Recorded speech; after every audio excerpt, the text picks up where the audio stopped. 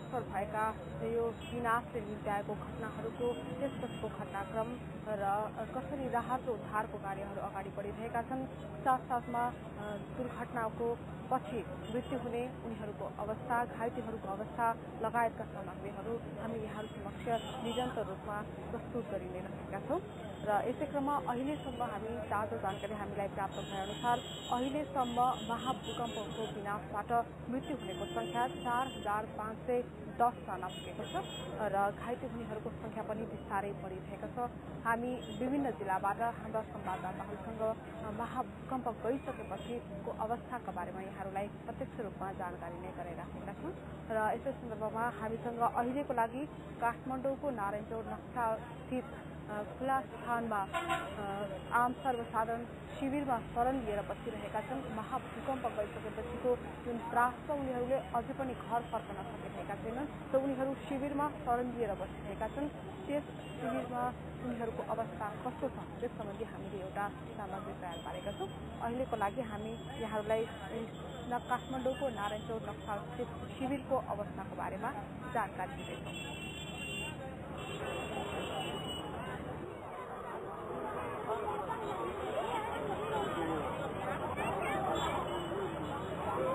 हामी देख्न सक्छौँ, अहिले स्क्रिनमा हामी देख्न सक्छौँ, यो दृश्य हो काठमाडौँको नारायणचौर नक्सा स्थित शिविरको, जहाँ सर्वसाधारणहरू श्वासले शरण लिएर बसिरहेका छन्। सबैजना एकै ठाउँमा जम्मा भएका छन्। बालबालिका, वृद्ध वृद्धा, सबै समूहका, सबै वर्गका व्यक्तिहरू शरण लिएर बसिरहेका छन्। उनीहरू खुला आकाशमा टेन्ट मुनि रात कटाउन बाध्य भएका छन्। महाभूकम्प गइसकेपछि, गत शनिबार गइसकेपछि त्यस दिनदेखि नै सर्वसाधारणमा पटक पटक जुन भूकम्पको झट्काहरू आइरहेका छन्, त्यसले गर्दा त्रास अझै पनि घट्न सकेको छैन र हामी दृश्यमा देख्न सक्छौँ यी टेन्टहरू, यी पालहरू टाँगेर सर्वसाधारणहरू खुला चौरमा बसिरहेका छन्। उनीहरू रातभर त्यहीँ बसेका छन्। स्थानीय संघ संस्था, यहीँका युवा प्रतिनिधि र यहाँको प्रहरीवृन्द र स्थानीय बासिन्दाहरू मिलेर केही व्यवस्थित भएको अन्यत्रको तुलनामा हामीले पाएका छौँ। गेटको सुरुवातमै प्राथमिक उपचार केन्द्र छ। सम्भवतः काठमाडौँका थोरै ठाउँमा मात्रै छ खुला ठाउँमा जहाँ यसरी मानिस बसेका छन्। म यहाँ रहेका एकजना प्रतिनिधिसँग कुरा गर्छु। तपाईँको नाम? सुदर्शन सुवेदी। तपाईँ के संघ संस्था वा केसँग सम्बन्धित? म सम्बन्धित चाहिँ काठमाडौँको क्लबको अध्यक्ष हुँ, हाम्रो स्कुल लेभलको। अहिले चाहिँ एसएलसीतिर बसिरहेको र भूकम्प आए देखेर घरमा भएको सानो उयो लिएर आएर स्टार्ट गरेको टेबल राखेर त्यो साइडको यहाँ मेडिकलको दाईहरू, यहीँको यहाँ संघ संस्थाको दाईहरूसँग लिएर आएर मेडिकलको सामानहरू राखेर फर्स्ट एड सुरु गरौँ बसाम भनेर स्टार्ट गरेको। एसएलसी दिएर बसेको विद्यार्थी होइन, म चाहिँ एसएलसी दिएर बसेको छु। यो अहिले तपाईँ तपाईँको आफ्नो मात्र हो, आफैले उठाएको सामान? आफैले दाईहरूसँग सहयोगमा यहाँ मेडिकल छ, नक्सल फार्मेसी उहाँको दाईबाट भयो, यहाँ हाम्रो क्लब छ साईरामको त्यो भयो, सामुदायिकबाट भयो, सबैबाट मिलेर यहाँ लिएर राखेको छ। के औषधि तपाईँ कसरी दिनुहुन्छ त? यो के औषधि हो भनेर तपाईँको हामीले यो देखिरहेको छौँ होइन, यो के औषधि भनेर कसरी दिनुहुन्छ, के गर्नुहुन्छ यहाँबाट तपाईँ? यहाँनिर सर हामीले डक्टर्सहरू पनि आइरहनुहुन्छ टाइम एन्ड अगेन। नक्सल फार्मेसीको दाईहरू, मेडिकलको टिम पनि छ हामीसँग, चाहिएको बेला इमर्जेन्सीको बेला आउनुहुन्छ। सानो सानो औषधि के पेट दुखेको, टाउ दुखेको, रिमोट लागेको, खुट्टा मर्केको के भएको बेला हामीलाई हल्का नलेज छ। त्यो सरहरूले दिए अनुसार, एडभाइस दिए अनुसार, डक्टरले भने अनुसार मेडिकल एक एकवटा मेडिसिन हामी यहीँबाट खुवाएर पठाउँछौँ। दिनहरू दिँदैनौँ। के इमर्जेन्सी छ, केही हामी सोल्युसन दिन सकिन्छ भने राखेर हामी आफै गरेर मात्रै पठाउँछौँ। अहिले यहाँ कतिको मात्रामा दिइरहनु भएको छ त यो औषधि? सर हामीले औषधि सर हामीले अब भन्नुपर्दा भूकम्प गएको आधा घन्टा पछि नै मेरो घर यहीँ नक्सल भएको थियो, त्यहीँबाट हामी यहाँ स्टार्ट गरेको। अहिलेसम्म बसिसक्यौँ, 2 दिन रातिमा सुतिनौँ हामी, यही हिजो रातिमा सुतेको। त्यही हामीसँग भएको औषधि नक्सल फार्मेसीबाट सकेसम्म भएको सबै औषधि लिएर हामी वितरण गरिसकेको। सबैभन्दा बढी को प्रभावित देख्नुभयो त? यहाँ तपाईँ औषधिसँगै बसिरहनु भएको छ, बालबच्चा, महिला, गर्भवती वा वृद्ध वृद्धा कोमा बढी असर देखियो? सर त्यो इन्डिभिजुअली भन्यो भने अलमोस्ट सबैजना उस्तै हुनुहुन्छ। यहाँ सिरियस इन्जुरिज पनि धेरै नै थियो। सकेसम्म हामीले दिएको ट्रिटमेन्ट दिएर हस्पिटलसम्म रिफर गरेका छौँ। यहाँ मात्रै नभइकन यहाँ नक्सल ब्याङ्कवेट यहाँ चारभिन्यू काकामा पनि मान्छेहरू बस्दै हुन्छ र यहाँबाट नै हामीले सकेसम्म प्याक बनाएर लगेर त्यहाँ स्टाफहरू गएर, साथीहरू गएर ट्रिटमेन्टहरू गरेर बसिरहेको छौँ। यहाँ चाहिँ के जस्तो अहिले चाहिँ औषधि बिना हुने टाउको दुख्यो वा के भन्नेहरू बढी आउँछ? यहाँ अहिले खासै पेन किलर पेन अब हामी अगाडिको दिन सबै ड्रेसिङ गरेर स्पेलिङ गर्दै थियो। औषधिबाट अहिले धेरै जस्तो त्यही हो पेन भयो। अनि अर्को के भन्छ त्यसलाई ग्यास्ट्राइटिकले नि धेरै नै उयो गरिरहेको छ। म यहाँ अर्को चिज देखिरहेको छु, उहाँसँग पनि गएको छु, त्यही तपाईँको नाम भन्दैन? मेरो नाम सविता ढुङ्गाना। केही बस्नु भएको थियो शिविरमै? यहीँ बसिरहेको छ, अस्ति 12 बजेदेखिको यहीँ हो। कति सहज भइरहेछ तपाईँहरूलाई बस्नुलाई वा के आएको राहत केही छैन। यो खालि हामीहरूको आफ्नो घरमा अलिअलि केही घरमा बचेको छ भने त्यो ल्याएर खान्छ, पाउनेले त खान्छ, नपाउने भोकै खान्छ, कहीँबाट केही राह मिले छैन। क्लबले चाहिँ बिचरा यो कस्तो छ भने त्यो क्लबको केटाहरू जुन अब यो हाम्रो वार्डमा बसेको जति सबैले चाहिँ नसुतिकन ऊ नगरिकन उनीहरूले बिचरा सरकारबाट केही छैन।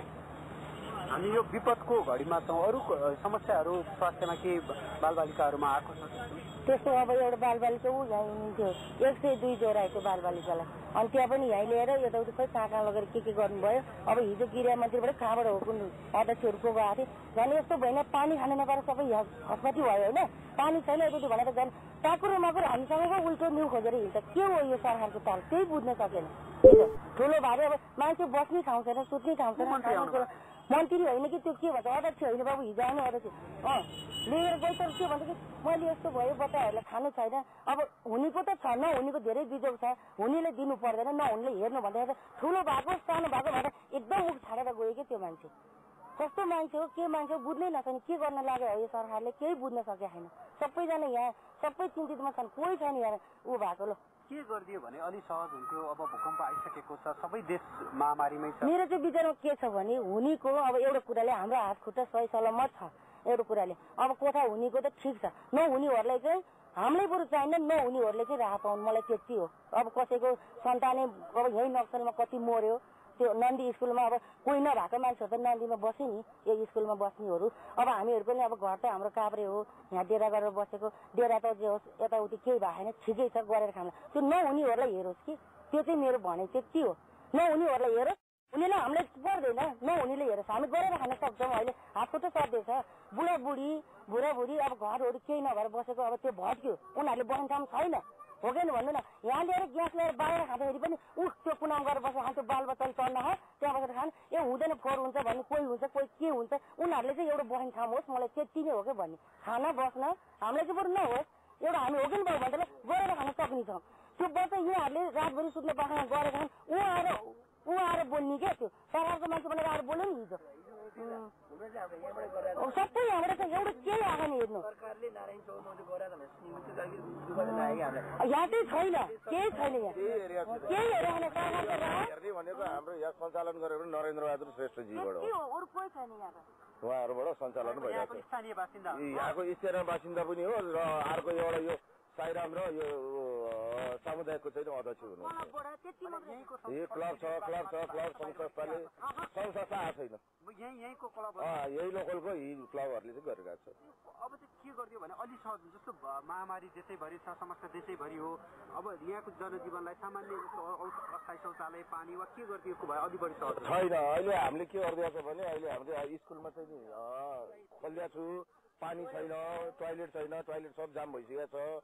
अब उनीहरूलाई अब जस्तै भनौँ न आपतकालीन भइरहेकोमा हामीले चाहिँ म बाहिर सुतेर उहाँहरूलाई भित्र सुताइदिएको छु, त्यो एउटा नि दुःख छ। पानी छैन, म स्कुलकै कर्मचारी हुँ। स्कुलमा कति क्षति भएको? स्कुलमा क्षति भएको छ, घरहरू चर्किया छ, पढाउने स्थिति छैन। अब कुनै बिगले अब सिँचाइ विभागको बिग ल्याएर चाहिँ नि अब त्यहाँ अब चाहिँ नि देखाएर मात्रै अब उ गर्ने भन्छ। सरकारले चाहिँ आजबाट चाहिँ यति दिनमा चाहिँ खोल्नुपर्छ भनेर त क्या त्यो पनि गर्नु भएन। कुनै बिग लिएर आएर चाहिँ नि त्यहाँ देखाएर मात्रै बच्चाहरूलाई चाहिँ पढाउने वातावरण चाहिँ बनाउनु पर्छ। म एकजना अर्को महानुभावसँग कुरा गर्छु, तपाईँको नाम भनिदिनु न। मेरो हरि मोगराती हो, म नि कोठा गरेर बसिरहेको छ होइन। अब मैले यहाँ देखेको चाहिँ नि एउटा क्लबको चाहिँ नि साथीहरूले सहयोग गर्नु भएको छ, अनि यहाँको चाहिँ नि एउटा क्लबको साथीहरूले सहयोग गर्नुभयो, अनि तपाईँको जस्तो रेड क्रसले चाहिँ नि अलिकति सहयोग गर्नु भएको छ, धेरै जस्तो रेड क्रसको चाहिँ नि दाजुभाइले सहयोग गर्नु भएको छ। यहाँ त्यस्तै अनाथहरू, वृद्धहरू, बालकहरू धेरै पीडितमा छन् चाहिँ तपाईँको न बिमारीहरू हुनुहुन्छ है। सरकारले चाहिँ हाम्रो सरकारले खै के खोज्यो, केही पनि देख्न सकिएन। उसले भोट मात्रै खोज्यो, आफै मात्रै कुर्सीमा बस्ने, ल्याएको चाहिँ नि रात आफै खाने, यति मात्रै जनताको चाहिँ नि रगत मासु लुछेर जानेदेखि। मेरो नाम विशाल लामिछाने हो। सजिलो गाह्रो के भइरहेको धेरै गाह्रो भइरहेछ। के रातहरू पनि के पनि पाएन, बाहिरबाट रात पठाएको पनि सबै नेताले गोजीमा हालिरहेन्, त्यहाँ केही पनि भएन। यो जतिसक्दो चाँडै यो रात दिनु पर्यो। सबै नेताले बाहिरबाट अमेरिकाबाट चीनबाट पठाइरहेको छ, एकदमै नेताले गोजीमा हालेर त्यो हुनु भएन।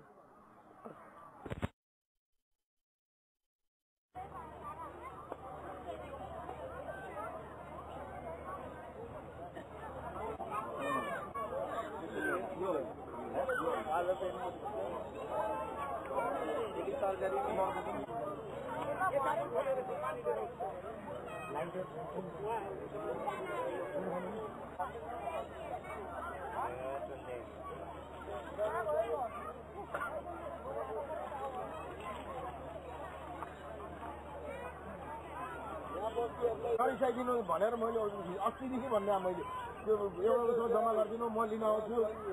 आफूलाई नि हो भोलि झाडा पखाला लगायो भनेर। हेलो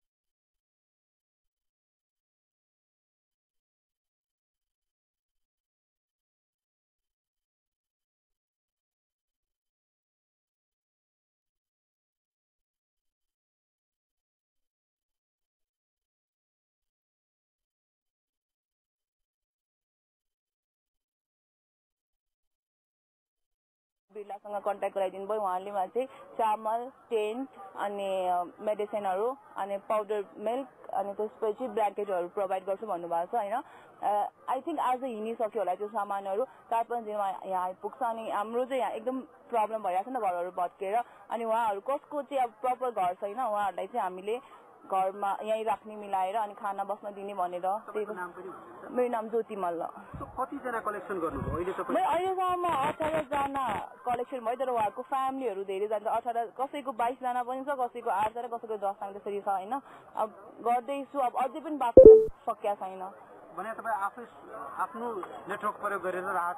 हजुर हजुर हजुर, गभर्मेन्टबाट केही आएको छैन है। फेरि त्यो चाहिँ हो, गभर्मेन्टले अब हामीलाई त अहिलेसम्म पुगिरहेको छ। अझ आशा त छ गभर्मेन्टले दिन्छ भने, तै पनि यहाँ भन्दा नि बढी चाहिएको ठाउँमा चाहिँ जाओस् भनेर त्यो चाहिँ हामीले गरिरहेछौँ। सक्छौँ पनि, अब जतिसम्म गरिरहेछौँ तत्काललाई होइन। अब पछि भएन भने गभर्मेन्टबाट पनि आओस् भन्ने चाहिँ आशा छ। Thank you. दर्शकबिन, हामी नक्सालको यो खुला चौरमै छौँ, नारायण चौरमा। र यहाँ असहजता जति छ त्यसका बावजुद कति बिरामी छन्, कति अशक्त छन्, उनीहरूलाई अझ बढी असहज भइरहेको देखिएका छौँ। मैले यहाँ शारीरिक रूपमा अस्वस्थ एकजना मान्छे भेटाएको छु, म उहाँसँग कुराकानी गर्छु। तपाईँको नाम भनिदिनु न। मेरो कुमार लामा। तपाईँको शारीरिक समस्या के हो त्यो पनि? मेरो अब 5-6 महिना भयो यो प्यारालाइसिस भएको राइट साइडमा। त्यही भएर अब घुम्नु फिर्नु अब इजिली सक्दैन म। अब भूकम्पको कारणले अब जस्तै भयो नि सहेर भयो भने यहाँ बसिरहेको छु। अब हामी चाहिँ यहाँ पक्का घरमै थियौँ, घरमा त्यस्तो केही भएन। हामी वाइफ र म चाहिँ माथि नै बसिरहेको थियौँ। उसले मलाई तान्यो, मैले उसलाई तान्ने गर्दा गर्दै भूकम्प रोकेपछि बल्ल बल्ल बिस्तारै भर्याङको त्यो डन्ठ समाएर बिस्तारै तल झरेको हामी।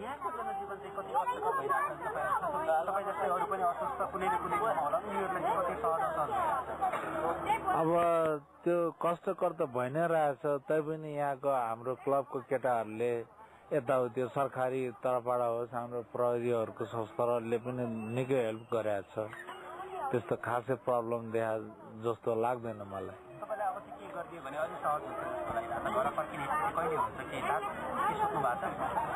अब यो रोक्यो भने चाहिँ म छिटै फर्किने सोच्छु। अब यहाँ कति दिन बस्ने, सरकारलाई के भन्ने अब कता हेरोस्। अब हामीले मात्रै हेरोस् भन्ने कुरो पनि आएन। त्यस्तो मलाई चाहिँ लाग्छ।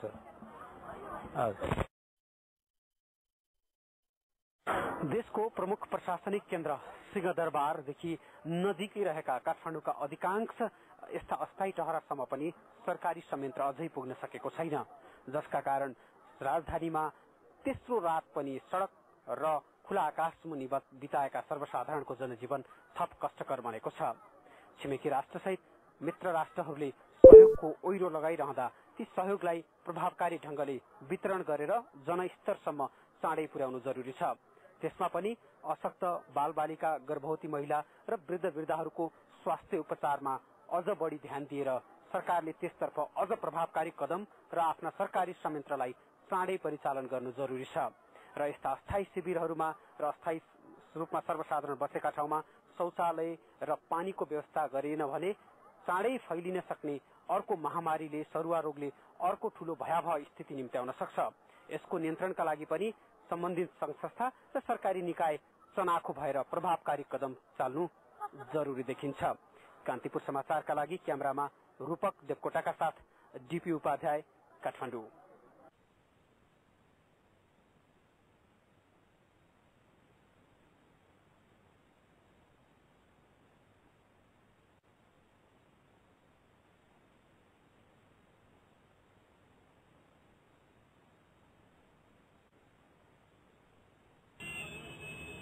दर्शकवृन्द, हामीले अहिले भर्खरै स्थलगत रिपोर्ट प्रस्तुत गर्यौं। हाम्रा संवाददाता डीपी उपाध्यायले तयार पार्नु भएको स्थलगत रिपोर्ट थियो। यो काठमाडौँ नारायणचौर नक्सालको शिविरमा रहेको सर्वसाधारणहरूको दृश्य हो। उनीहरू कसरी बसिरहेका छन्, महाभूकम्प गइसकेपछिको 3 रात 3 दिन उनीहरूले कसरी यस शिविरमा बिताए, त्यसको ताजा दृश्य हो। हामीले यहाँ देखाइरहेका छौं।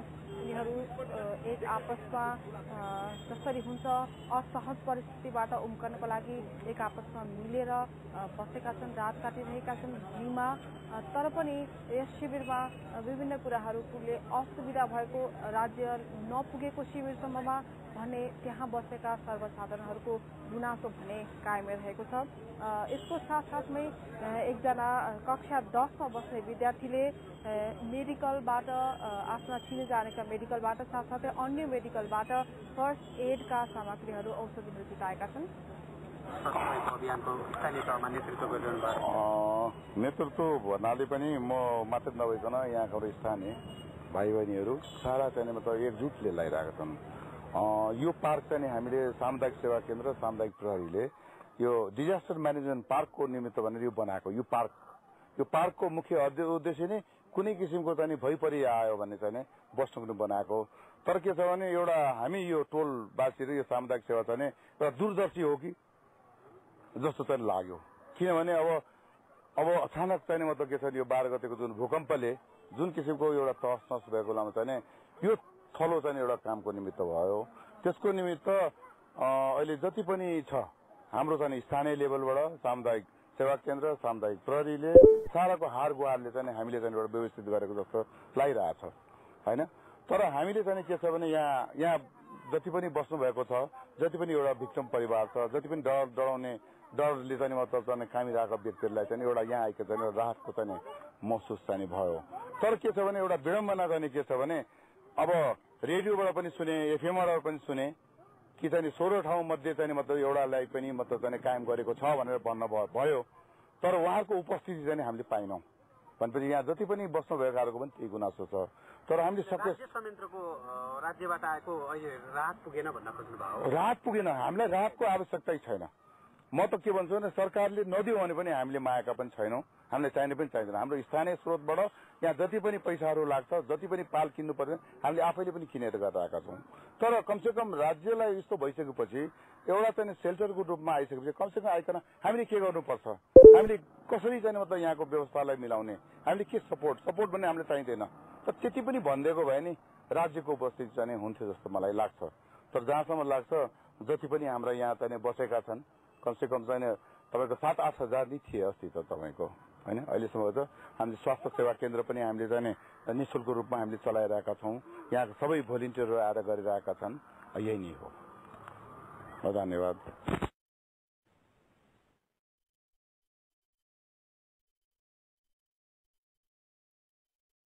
दर्शकवृन्द, काठमाडौँ नारायणचौर नक्सालमा शिविरमा बस्दै आएका सर्वसाधारणहरूको ताजा दृश्य हो। उनीहरू कसरी बसिरहेका छन्। महाभूकम्प गइसकेपछिको 3 दिन 3 रात उनीहरूले यहाँ कटाएका छन्। यद्यपि निकै कष्टकर रहेको छ यसरी शिविरमा रात कटाउनु सर्वसाधारणको लागि। अहिले देशमा ठुलो सङ्कट आइलागेको छ। राज्यले सक्दो हरसम्भव प्रयास गरिरहेको छ राहत तथा उद्धारबाट यो सङ्कटको समाधान गर्नको लागि। हामी देख्न सक्छौँ दृश्यमा यो बालिकाको महाभूकम्पको कारण खुट्टा भाँचिएको छ।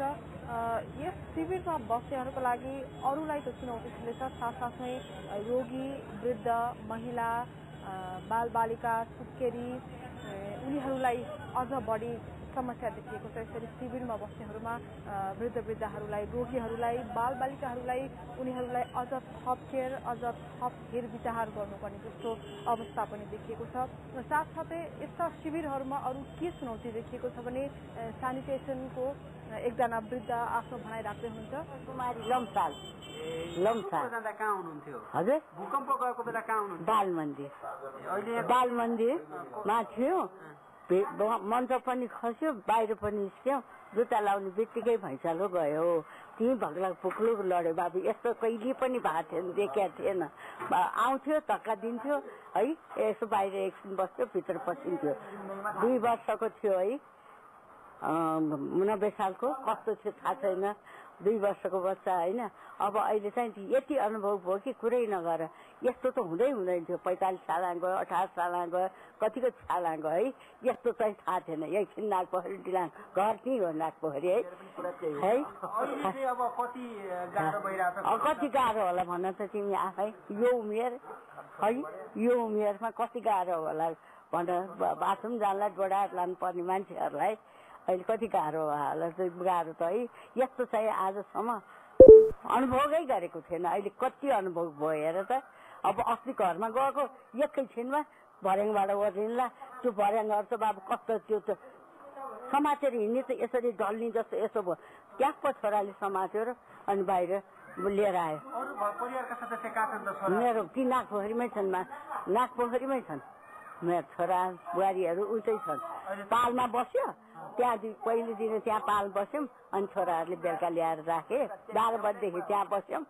12 बजीदेखि त्यहाँ बस्यौँ होइन। अनिखेरि 12 बजी अनि बेलुका भएपछि चाहिँ अनि छोराहरूले अब पानी पर्छ है, पाल पनि थिएन त्यतिखेर। पानी पर्छ, अब यहाँ जाउँ, यहाँ बलियो छ, भर्खर बना नयाँ भनेर यता आएको भए पालमा बसेर किन हावा आउँछ, हुरी आउँछ। यो उमेर बाथरुम छैन, रातभरि बाथरुम जानुपर्छ ल भनेर तिमीहरू है। हरेक रोगले चाहिँ पीडित छौँ नि हामी। युरिक एसिड छ, प्रेसर छ, सुगर छ। अब उमेर यो छ हेर ल भनेर तिमी है भने। अब कस्तो भाव होला गाह्रो भन्ने त बयानै छैन नि। बयान छ त गरेरै साध्य छैन। अब अहिले गयो यस्तो माथि गयो, आमा तल बस छिँडीमा ल्याउँछु तँलाई खाना भन्छ नि। यहीँ पनि खान्छु उता गएर नि। यी अहिलेसम्म गएको छैन। चिया यहीँ खाइरहेको छु, भात पनि यहीँ खाइरहेको छु, खाजा नि यहीँ खाइरहेको छु। दुःख भोग्न पर्यो है। परेन त यो उमेर भन। डोडाएर लानु मैले आएको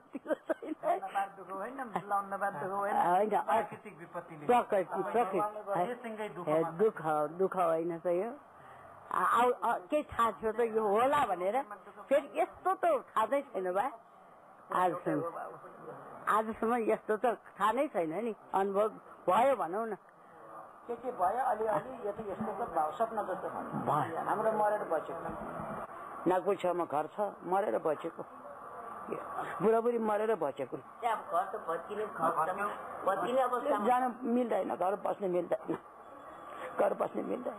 सबै छिरेको छ। घरका बच्चाहरू अब छ, सबै यही छ, सबै यहीँ बसेको छ। घर छैन, अब घर सबै छिरेको छ, जाने नआउने।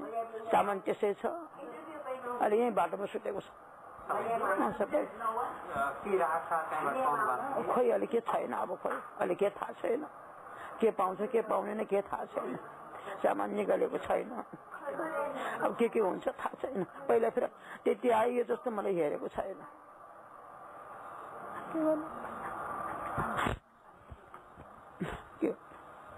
भगवान्ले अब त्यस्तै के भने। पानी खान्छ, खाना जान्दैन, खाना मिल्नै सक्दैन, पानी अलिअलि खान्छ, चिया अलिअलि खान्छ, के भने त्यति बेला पनि सपना नदेखेको त्यही नागुर कुनाको घर हो।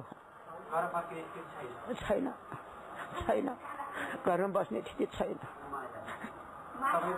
बाहिर सबै बाहिर, घरमा त मिलेन नि, घर छ सबै यो बाटोमै हो, तपाईँ जान्दा मेरो बाटोमै छ, घरमा छैन, घरको स्थिति छैन मेरो। घरमै छ, घरमै छ, सबै कोठामै छ, रुममै छ, सबै भूकम्प आएको बेला चाहिँ तपाईँ कहाँ हुनुहुन्छ? कोठामै छ भनेको त्यो टमाटम त्यो सबै प्लास्टर खस्यो, बुढाको यहाँ खुट्टामा लाग्यो, मेरो टाउकोमा लाग्यो, बुढाले हिँड्न सक्दैन, त्यो चल्दैन, रोगी छ, यो त थापेर बस्यो, छोरा आएर बोकेर तर बाहिर ल्याएर आयो। त्यहाँ बसिरहनु भएको छ प्यारालाइसिस भएको उहाँसँग हामीले केही बेर अगाडि कुरा गऱ्यौँ। यहीँ छ, यहीँ बसेको छ अहिले, होइन यहीँ छ, मेरो बुढा इन्डियन हो, नेपाली होइन, पठाउँछ भनेको दिल्ली मात्रै छ अरे, बम्बई छैन अरे, बुढा इन्डिया बस्नुहुन्छ, बिरामीमा उपचार गर्न आएको यहाँ, भोलि 2 महिना भयो आएको, गर्नै पाएन, लिएर जानै पाएन।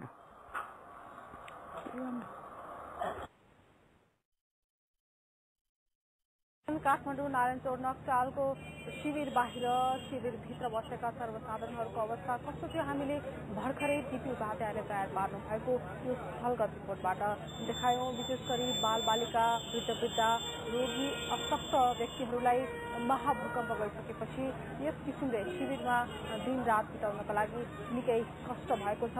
उनीहरूलाई विकल्पको खोजीमा छन्, उनीहरू कहिले थामिन्छ यो परिस्थिति र कहिले सहज रूपमा सामान्य जीवनमा हामी फर्कन सक्छौँ भन्ने उनीहरू आशा गरेर दिन गरेर बसिरहेका छौँ। भय, त्रास, साथसाथै भोक, अभाव लगायतका परिस्थितिहरू उनीहरूले भोगिरहेका छन्। साथसाथै सेनिटेसन, स्वच्छ खानेपानी, दैनिक उपभोग्य वस्तुहरू, औषधिहरू, खानेपानी, शौचालय लगायत व्यवस्था हुन नसक्नु पनि अर्को चुनौती देखिएको छ। यसले अर्को महामारीको रूप लिन सक्नेछ। यसतर्फ राज्यले चाँडै नै ध्यान पुर्याउनु पनि जरुरी छ। हालाकि राज्यले बताइरहेको छ हामी हरसम्भव प्रयास गरिरहेका छौँ राहत र उद्धारको लागि, तर पनि अझै यस्ता किसिमका समस्याहरू, यस्ता किसिमका पक्षहरूमा अझै राज्यले ध्यान पुर्याउन जरुरी रहेको देखिन्छ। यी काठमाडौँ नक्साल मात्र होइन, अन्य स्थानहरूमा पनि सर्वसाधारणहरूको स्थिति अझ दयनीय रहेको छ। हामी कान्तिपुर टेलिभिजनको यो विशेष प्रस्तुतिबाट महाभूकम्प गइसकेपछिको अवस्था कस्तो छ, सर्वसाधारणहरू कसरी बसिरहेका छन्, घाइते, मृतक, उनीहरूको अवस्था के छ र अन्य परिवारहरू जो आफ्ना आफन्तहरूबाट टाढिएका छन्